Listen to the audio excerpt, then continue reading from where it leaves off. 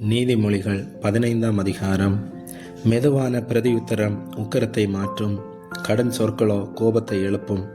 ஞானிகளின் நாவு அறிவை உபயோகப்படுத்தும், மூடரின் வாயோ புத்தியினத்தை கக்கும். கர்த்தரின் கண்கள் எவ்விடத்திலுமிருந்து நல்லோரையும் தீயோரையும் நோக்கி பார்க்கிறது. ஆரோக்கியமுள்ள நாவு ஜீவ விருட்சம், நாவின் மாறுபாடோ ஆவியை நொறுக்கும். மூடன் தன் தகப்பன் புத்தியை அலட்சியம் பண்ணுகிறான். கடிந்து கொள்ளுதலை கவனித்து நடக்கிறவனோ விவேகி. நீதிமானுடைய வீட்டில் அதிக பொக்கிசம் உண்டு, துன்மார்க்கனுடைய வருமானத்திலோ துன்பம் உண்டு. ஞானிகளின் உதடுகள் அறிவை இறைக்கும், மூடரின் இருதயமோ அப்படியல்ல. துன்மார்க்கருடைய பலி கர்த்தருக்கு அருவருப்பானது, செம்மையானவர்களின் ஜெபமோ அவருக்கு பிரியம். துன்மார்க்கனுடைய வழி கர்த்தருக்கு அருவருப்பானது, நீதியை பின்பற்றுகிறவனையோ அவர் நேசிக்கிறார். வழியை விட்டு விலகுகிறவனுக்கு புத்திமதி விசனமாயிருக்கும், கடிந்து கொள்ளுதலை வெறுக்கிறவன் சாவான். பாதாளமும் அழிவும் கர்த்தரின் பார்வைக்கு பிரத்யட்சமாயிருக்க மனுபுத்திரருடைய இருதயம் அதிக பிரத்யட்சமாயிருக்கும் அல்லவோ. பரியாசக்காரன் தன்னை கடிந்து கொள்ளுகிறவனை நேசிப்பான், ஞானவான்களிடத்தில் போகவும் மாட்டான். மன மகிழ்ச்சி முகமலர்ச்சியை தரும், மனோ துக்கத்தினாலே ஆவி முறிந்து போம். புத்திமானுடைய மனம் அறிவை தேடும், மூடரின் வாயோ மதியனத்தை மேயும். சிறுமைப்பட்டவனுடைய நாட்களெல்லாம் தீங்குள்ளவைகள், மன ரம்யமோ நித்திய விருந்து. சஞ்சலத்தோடு கூடிய அதிக பொருளிலும் கர்த்தரை பற்றும் பயத்தோடு கூடிய கொஞ்ச பொருளே உத்தமம்.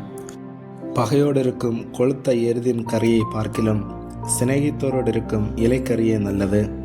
கோபக்காரன் சண்டையை எழுப்புகிறான், நீடிய சாந்தமுள்ளவனோ சண்டையை அமர்த்துகிறான். சோம்பேறியின் வழி முள்வேலிக்கு சமானம், நீதிமானுடைய வழியோ ராஜபாதை. ஞானமுள்ள மகன் தகப்பனை சந்தோஷப்படுத்துகிறான், மதியற்ற மனுஷனோ தன் தாயை அலட்சியம் பண்ணுகிறான். மூடத்தனம் புத்தியீனனுக்கு சந்தோஷம், புத்திமானோ தன் நடக்கையை செம்மைப்படுத்துகிறான். ஆலோசனை இல்லாமையால் எண்ணங்கள் சிந்தியாமற் போகும், ஆலோசனைக்காரர் அநேகர் இருந்தால் அவைகள் உறுதிப்படும். மனுஷனுக்கு தன் வாய்மொழியினால் மகிழ்ச்சி உண்டாகும், ஏற்ற காலத்தில் சொன்ன வார்த்தை எவ்வளவு நல்லது. கீழான பாதாளத்தை விட்டு விலகும்படி விவேகிக்கு ஜீவ வழியானது உன்னதத்தை நோக்கும் வழியாம். அகங்காரியின் வீட்டை கர்த்தர் பிடுங்கி போடுவார், விதவையின் எல்லையையோ நிலைப்படுத்துவார். துன்மார்க்குடைய நினைவுகள் கர்த்தருக்கு அருவருப்பானவைகள், சுத்தவான்களுடைய வார்த்தைகளோ இன்பமானவைகள். பொருளாசைக்காரன் தன் வீட்டை கலைக்கிறான், பரிதானங்களை வெறுக்கிறவனோ பிழைப்பான். நீதிமானுடைய மனம் பிரதியுத்தரம் சொல்ல யோசிக்கும், துன்மார்க்கனுடைய வாயோ தீமைகளை கொப்பளிக்கும்.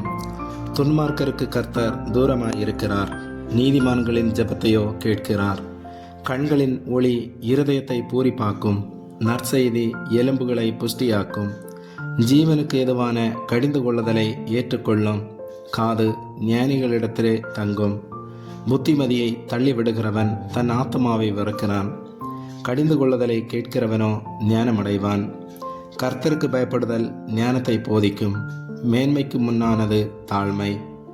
ஆமேன்.